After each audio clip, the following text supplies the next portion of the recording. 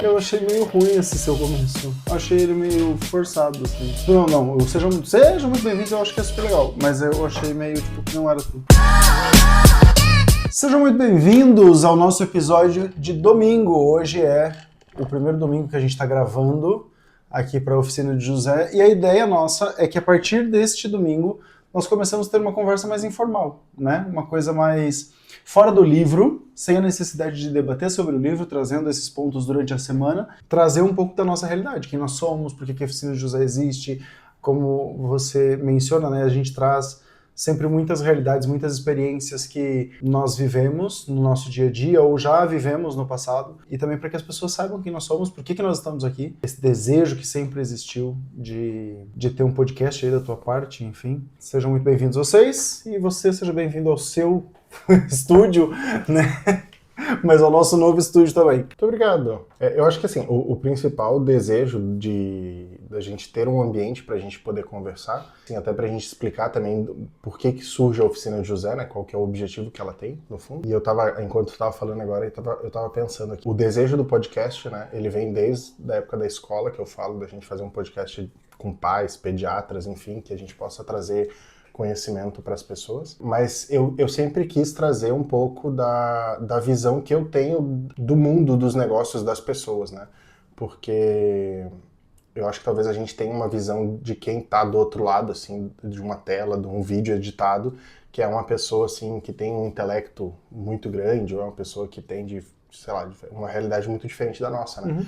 E a ideia da Oficina de José, ela vem com uma ideia muito, muito simples, assim, que não são dois homens, dois amigos, que estão sentados para ler um livro difícil, ou né, o que a gente está lendo agora, que é a Imitação de Cristo, mas os outros que vão vir, mas que a gente possa tentar trazer isso para a nossa realidade. De um homem casado, que tem filhos, que tem problemas, que tem boletos para pagar, mas que a gente não fique numa ideia de uma realidade perfeita, assim, né, de uma pessoa que estudou anos, enfim, que vai viver e vai falar de uma realidade que a gente sabe que ela é o objetivo, ela é a desejada, mas muitas vezes ela é complicadíssima da gente chegar lá, né? E aí eu tava pensando agora, enquanto tu falava, sobre do porquê da Oficina de José, né? E também vem com um lado de um apostolado, né? Nós agora estamos aqui num processo de fundação da União de Homens do Brasil, e uma das coisas que são o tripé da União de Homens, né? A União Masculina de Homens do Brasil, ela vem com a questão da espiritualidade, com o movimento de Schoenstatt. A gente fala também da questão do senso de viver em comunidade, né? De nós somos uma comunidade, e a questão do apostolado. E essa questão do apostolado ficava batendo muito na minha cabeça, assim, né? O que eu, Marcos, poderia fazer como apostolado pela união, né? Dentro da minha realidade. E aí eu acho que a Oficina de José, ela também traz esse lado do apostolado, porque é uma forma da gente criar, de fato, um apostolado na internet. Né? A ideia não é que a gente, com o podcast, a gente crie novas vocações para a União de Homens, mas a gente pode mostrar o que são dois membros da União de Homens. Uhum. E também que podem chegar pessoas que se interessem, né? Você aí que quer fazer parte do grupo. Mas eu acho que uma coisa que é importante também dentro disso, né? É falar para as pessoas de fato essa ideia, né? Do que é a União de Homens. Que na verdade é a União Apostólica de Homens. Como comunidade dentro do movimento de Schoenstatt, né? E todo esse processo que, na verdade, tanto a nossa amizade surge a partir disso, né? Não da união, da juventude, mas dentro do movimento de Schoenstatt, e o quanto isso tudo tem uma marca muito profunda na nossa alma. A gente percebe, assim, esse desejo de estar ali, de estar presente, também esse convite de Nossa Senhora, né? Esse apostolado também, né, da Oficina de José, de mostrar de fato que a santidade para as pessoas e para os seus estados de vidas diferentes é sempre possível, né? Eu acho que bacana que tu trouxe um ponto de que a nossa amizade ela surge através do movimento de Schoenstatt, né? Então, acho que a gente poderia, talvez, nesse primeiro episódio, falar como que surgiu essa amizade, né? Eu sou pernambucano, né, nascido em Recife, e vindo morar no Rio Grande do Sul, né, em Porto Alegre, com 6 anos de idade, por conta dos meus pais. Meu pai trabalhava no INCRA, transferido do trabalho, vem pra cá, enfim, muda-se eu, meu pai, minha mãe e minha irmã. 4 pessoas num estado, num país completamente diferente, né, que é o Rio Grande do Sul, e vindo de uma realidade diferente, assim, né, de como família, como clima, como tudo, né. E uma coisa que eu acho que eu sempre conto nessa história, que em Recife a gente recebia a campanha da Mãe Peregrina, né? Então Nossa Senhora que visitava os apartamentos, né, do prédio que a gente morava, e a gente não sabia que existia todo um movimento por trás daquilo. A gente achava que era simplesmente mais uma capelinha que passava nas casas. E aí quando a gente se muda para o Rio Grande do Sul, a gente conhece o Santuário de Schanstatt, né? Porque tinha um santuário aqui próximo da onde meus pais moravam, né? Em Porto Alegre. A gente começa a descobrir que existe juventude masculina, juventude feminina, ramo de casais e tudo que tem por trás do movimento de Schanstatt, né? Então, depois de muito tempo, eu começo a fazer parte como pioneiros, depois como Jumas, né? E aí a gente se cruza num dos encontros nacionais, né? Do Jumas. Então, pelo menos a minha parte, assim, a Nossa Senhora me pescou, né? Digamos assim, me trouxe para próximo dela, junto com a minha família, dessa forma, né? Desde muito pequeno, sei lá, com 5 anos de idade, a gente deve ter recebido a capelinha, né? Isso lá em Recife, e depois ela traz e mostra todo esse movimento que tem por trás, né? Aqui já em Porto Alegre. E, bom, eu sou de São Paulo, né, do interior de São Paulo, de Araraquara. Assim, acho que desde que eu me entendo por gente, assim, a minha família recebia a Mãe Peregrina, né? Fosse na casa da minha avó, fosse na casa da minha mãe.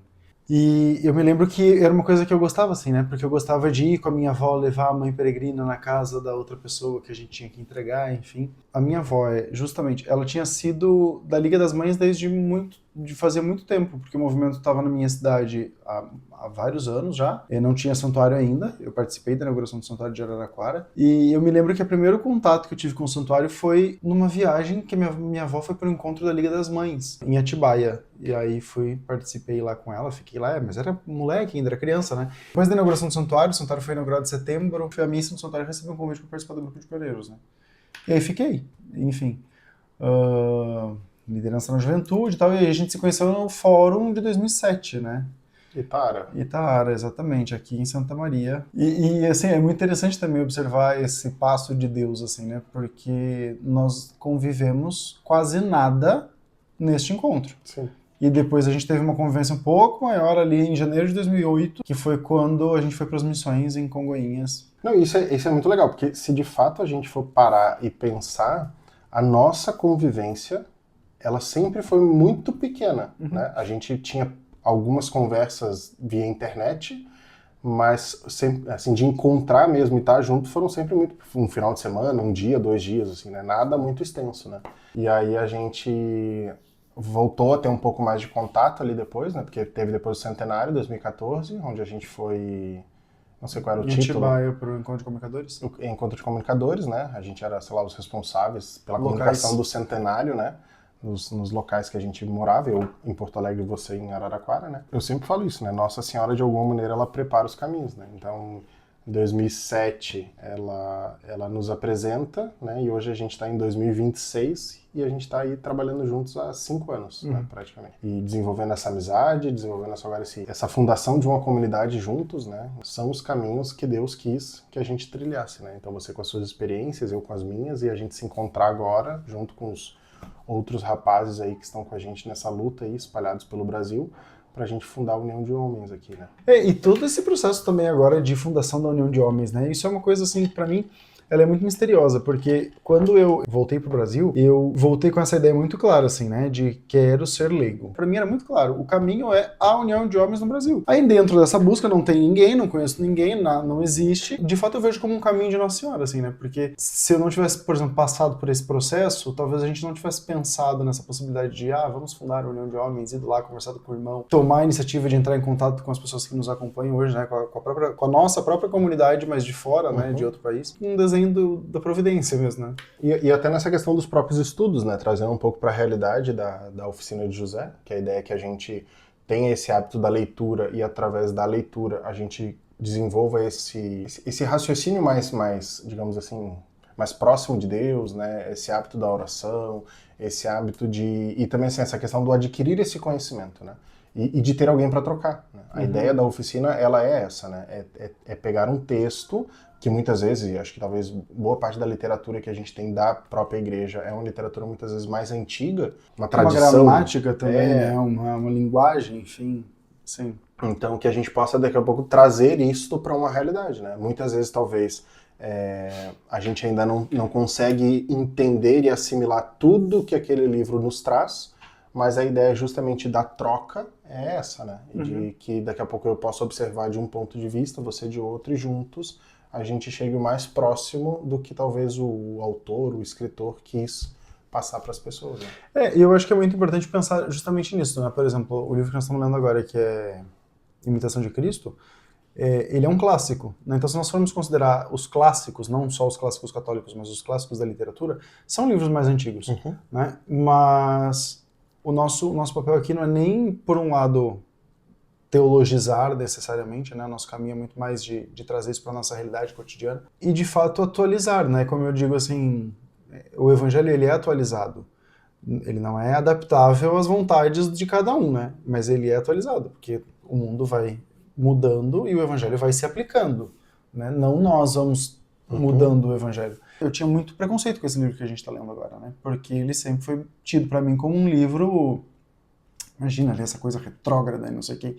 E no fundo, ele não fala nada de retrógrado, a não ser... É nada demais, né? Exatamente. Eu acho que pega muito da conversa que a gente teve, que a gente falava sobre a questão dos valores que a gente adquire ou não, né? Então, eu acho que boa parte do que a gente lê ali, às vezes a gente vai passar batido por uma situação que não vai nos chamar atenção, ou até pode chamar atenção, mas muito do que a gente vai ler, ela vai ficar naquela coisa do incomodar, né? Eu fiquei com aquilo na cabeça e aquilo de alguma maneira vai me fazendo pensar, aí daqui a um tempo eu penso naquilo de uma maneira diferente, daqui a um ano isso pode ser uma realidade diferente, até que aquilo se torna algo que é presente na minha vida, né? E eu acho que talvez o principal, e eu vejo que tem muita gente que sofre também, muitas vezes que está dentro da igreja e não consegue, de repente, seguir alguma recomendação, enfim, se martiriza por isso, e acha que é a pior pessoa do mundo, da pessoa também entender que existe um processo, né? A pessoa ela precisa caminhar, passar por um caminho até ela chegar lá na frente e falar, não, agora eu estou pronto para fazer isso. Mas que ela vai criando esse processo de amadurecimento e pedindo a graça de que Deus esteja junto com ela nesse caminho, né? Então, porque eu acho que o nosso maior auxílio, nossa maior ajuda que a gente pode ter é, de fato, pedir que Deus esteja junto com a gente. E a ideia da Oficina de José, você que está aí do outro lado da telinha me vendo também, é que a gente não faça isso somente eu e o Júnior, né? Então a ideia é que o livro, né, os capítulos que a gente vai lendo, a gente também chame pessoas, né, e convidados para que possa ler com a gente, para que a gente também possa ter outros pontos de vista. Então, se você que está aí do outro lado quer participar ou acha que de repente conhece alguém que seria muito bom que participasse da oficina com a gente, né, você pode mandar uma mensagem ali, né, seguir as nossas redes sociais, né, a Oficina de José em todas as redes sociais, o YouTube, TikTok, Instagram. Então você pode ir lá, por favor, curta, comente os vídeos, compartilhe com seus amigos, né? Sabemos que nós não somos dois grandes, assim, narradores e palestrantes, mas a gente está aí fazendo um trabalhinho suado para, de alguma maneira, esta nossa realidade, né? Ele, de alguma maneira, aproxime mais alguém de Deus, né? Porque eu acho que é isso que a gente quer. O objetivo final, ele sempre é esse, né? Que a gente, através dos livros, a gente esteja mais próximo da graça. Com certeza. Olha aí, que bonito isso, né? Através dos livros, mais próximo da graça. Excelente. Se não, essa frase não existe em algum lugar, ela é minha, viu? Tá registrada aqui. Obrigado, então, pessoal. Até a próxima. Domingo que vem a gente tem mais uma conversa informal. E segundas, quartas e sextas, episódios novos dos capítulos de Thomas de Kempis.